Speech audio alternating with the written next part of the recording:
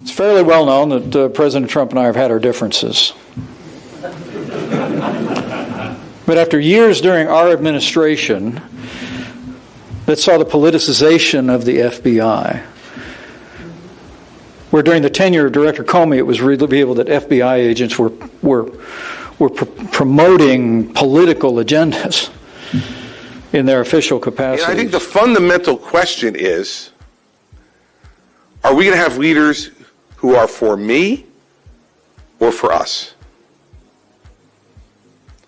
It is a fundamental question, everybody.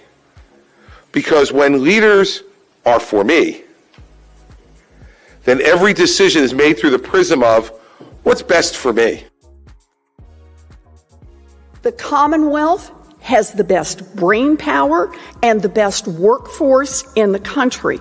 We need to take advantage of this once-in-a-lifetime opportunity and create a manufacturing base for the 21st century, and I want us to do it here in Massachusetts. March 11th, 2020, that's when Dr. Fauci issued his warning as to what was coming. And at that time, within weeks, we lost 22 million jobs in America. Where are we now? All 22 million jobs have come back. And there are 11.3 million jobs available in America right now that go unanswered. The workforce issue in this country, I think, is a fundamental structural problem that we have to address. The New York Times the other day reported that for every one unemployed person in America today, one unemployed person, there is 1.8 job openings in the U.S. economy. And, there's limits to how you can catch up to that, because one of the barriers in terms of people taking, getting that opportunity to really elevate themselves is the skills gap. But I have never in my life ever seen that idea more under attack. I mean, conspiracy theories, the big lie, political violence, scapegoating, voter suppression, election nullification, attacks on poll workers. We all know how this ends, right? I mean, we saw it in Charlottesville. We saw it on January 6th. We've seen it before 1,000 times in human history.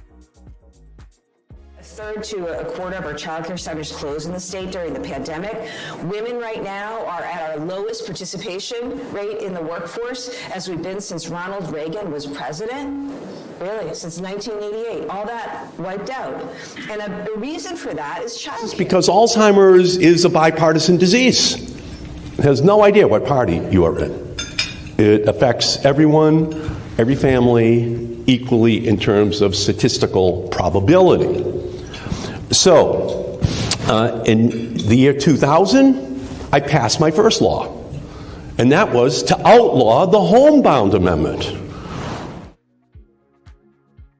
As I learned about this opportunity at Point 32 Health, I was really attracted to the opportunity to lead this combination of two very strong, iconic institutions, organizations in Harvard Pilgrim Healthcare and Tufts Health Plan, who individually had done some great work in the communities in New England in helping people get and stay healthy. Both organizations had strong cultures and were on the list of, kind of best places to work in Massachusetts. Our company has gone through a significant change in terms of demand for our products, right? We've gone from being a 1 to 2% grower to a 16% grower in 2021 and a 13% grower in the first half of this year. I mean, really significant demand, and we'd see no end in sight.